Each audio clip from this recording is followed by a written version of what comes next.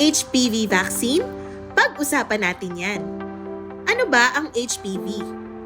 Ang HPV o Human Papilloma Virus ay isang karaniwang impeksyon na naipapasa sa pamamagitan ng pakikipagtalik na nagdudulot ng kulugo o iba pang komplikasyon. Maaaring makaapekto ito sa sinuman. Karaniwan, ito ay walang mga sintomas na maaaring mapansin mo. Ngunit, may ilang uri ng HPV na nagdudulot ng malubhang mga karamdaman tulad ng cancer. Ayon sa Department of Health, may 7,190 na bagong kaso kada taon. 4,088 ang namamatay kada taon at 11 na Pilipina ang namamatay kada araw sa buong Pilipinas. Ang bakuna laban sa HPV ay nagbibigay proteksyon laban sa 9 na uri ng HPV.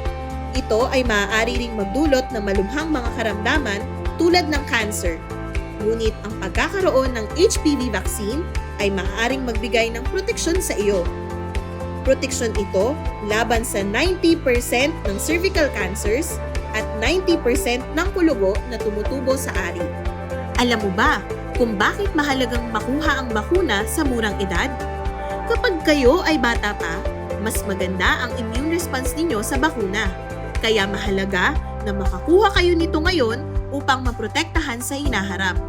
Mas epektibo ang pagresponde ng katawan habang kayo ay bata pa. Dapat mo bang kausapin ang iyong mga magulang? Napakahalaga na kausapin ang iyong mga magulang tungkol dito.